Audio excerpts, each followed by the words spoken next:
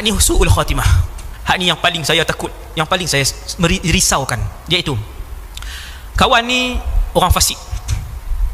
Kadang mayang Jumaat, kadang tak mayang Jumaat. Kadang tutup aurat, kadang tak tutup aurat. Kadang puasa, kadang tak puasa. Ramadan baru ni pun 17 hari dah, 22 hari dah. Lepas tu tak taubat, fasik kan? Meninggal. Tengok orang fasik meninggal macam mana. Ingat, dengar. Bila sampai masa dia, malaikat pun main duduk dah hari tu, tunggu dah. Kemudian tepat dengan masa yang telah ditentukan oleh Allah, maka malaikat pun tarik roh dia. Bila malaikat tarik roh dia tak keluar mudah sama macam orang soleh yang meninggal tadi ni. Tarik tak mau keluar, tarik tak mau keluar. Sedangkan setiap tarik itu adalah kesakitan. Ulama kata kenapa dia tak mau keluar? Roh dia berlari-lari, bertempiaran dalam badan ni. Dia tak mau keluar sebab dia ingat dunia ini adalah tempat dia selama-lamanya. Dia tak mau keluar sebab selama ni dia duduk kerja, dalam hidupan dia, dalam alam realiti ni dia duduk kerja. Dia duduk menyangkakan bahawasanya di sana tidak ada alam barzakh dan tidak ada alam akhirat. Tiba-tiba hari tu dia nampak alam akhirat. Berlari-lari roh ni ditarik dan direntak keluar. Nabi kata seperti mana satu duri yang terlekat di dalam satu bulu binatang, dan bulu tu pula basah, duri tu pula ditarik daripada arah yang berlawanan. Terkeluarlah kulit dia, terkeluarlah bulu tadi. Punyalah sakit kawan ni, tapi roh dia tetap tak mau keluar. Akhirnya direntak dan direntak keluar. Bila dah rentak keluar sampai tang ni, dia pun dongok kat atas. Lalu dilihatlah satu wajah yang bengis, wajah yang garang, hitam, malaikat maut. Maka ditutuplah pintu taubat kepadanya selama-lamanya. Habis tuan, dia kawan ni tutup pintu taubat dia. Malaikat pun kafan dengan kain daripada neraka. Panas kain tu, kena mula dah, siap dah tuan. Wal'iyadzubillah, kalau kita mati tengok-tengok muka malaikat bengis, tahulah kita ketika itu kita mati dalam keadaan su'ul khatimah. Dibubuh kepada dia dengan bau yang paling busuk di atas muka bumi Allah, kata Nabi. Dilumurkan dengan bau yang paling busuk yang diambil daripada neraka. Bau tu cukup busuk. Kemudian dibawa sampai di langit. Malaikat minta izin. Maka malaikat yang menjaga pintu langit yang bertanya, siapa yang kamu nak bawa? Fulan bin Fulan. Cek, nama dia tak ada. Habis. La tufattahu lahum abwabus sama', tidak dibuka baginya pintu langit. Ini Allah cerita dalam Quran ni. Wala yadkhuluna al-jannata hatta yalijal jamalu fi sammil khiyat. Pintu langit tidak diizinkan kepadanya. Punya hina, dia menerima penghinaan yang pertama. Allah Ta'ala kata dia ni takkan masuk syurga sehinggalah unta boleh masuk ke dalam lubang jarum. Maksudnya Tuhan nak bagi tamsilan, tak masuk lah. Lalu diusir dan dihalau dia, dilemparkan ruhnya dengan penuh penghinaan oleh para malaikat. Turun dan jatuhlah ruh dia.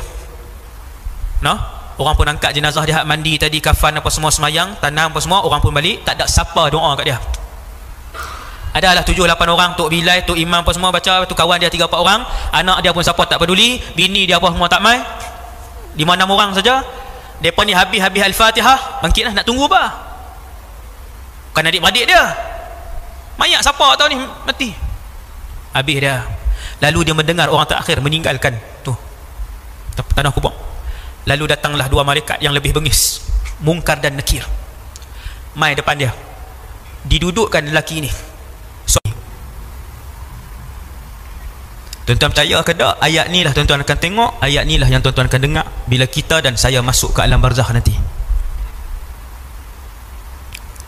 Allah ambil ayat ni, Allah rakamkan ayat ni dalam Quran, bagi tahu kat saya, kita hak duk hidup atas muka bumi ni, jaga-jaga jangan sampai mulut kita pun mendoakan seperti ayat ini, kerana doa ini, permintaan ini datang daripada mulut-mulut mereka yang mati tetapi tidak sempat beramal saleh ketika diberikan peluang oleh Allah hidup di atas muka bumi ini.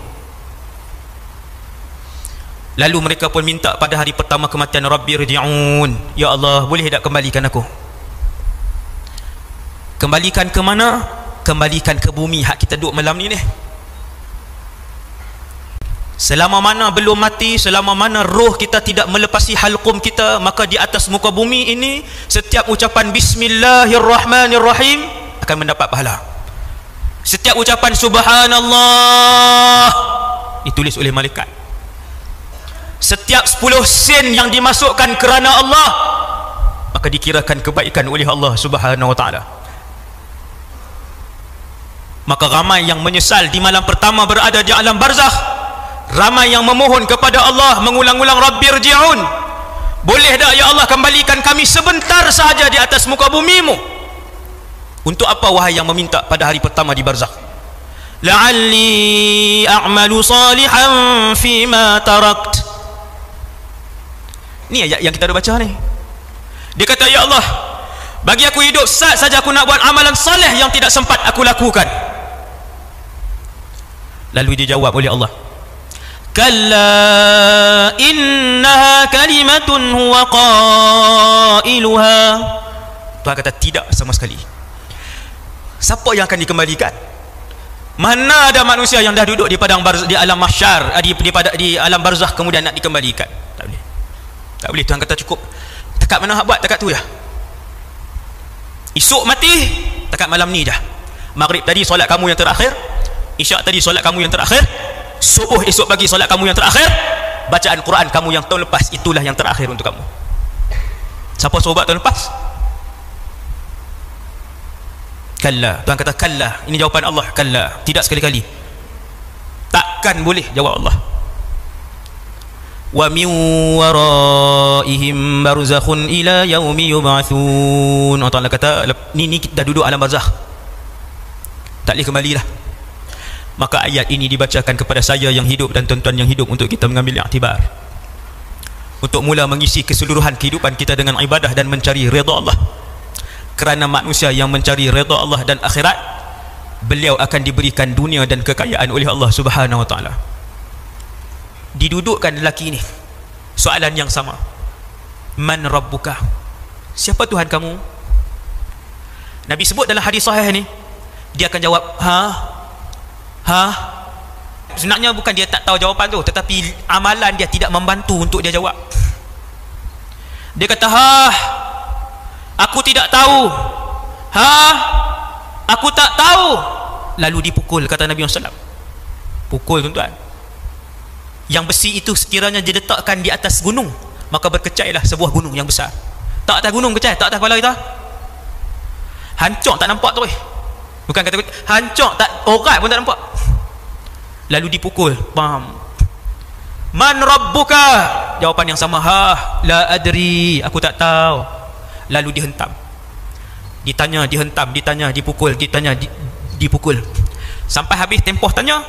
Maka dia pun dibawa ke hufratan min hufarin niran, bawa pipi lubang neraka. Ada banyak bahagian di lubang neraka. Maka bermulalah dia disiksa di lubang neraka. Nabi kata antara suasana yang aku tengok, Nabi tengok sendiri di lubang neraka, satu je saya sebut kat tuan-tuan, sebuah rumah yang besar dipenuhi dengan api yang menyala-nyala dalam rumah tu, dan di atas tu ada satu lubang kecil untuk asap keluar. Apabila api ni marak, melambung-lambunglah wanita dan lelaki yang duduk dalam rumah tu, kesemuanya telanjang. Nabi pun tanya kepada malaikat, wahai para malaikat, siapa yang duduk dalam rumah tertutup ni? Rumah yang besar tertutup, tuan-tuan, nak keluar ke mana? Bakar 24 jam sampai malaikat Israfil tiup sangkala.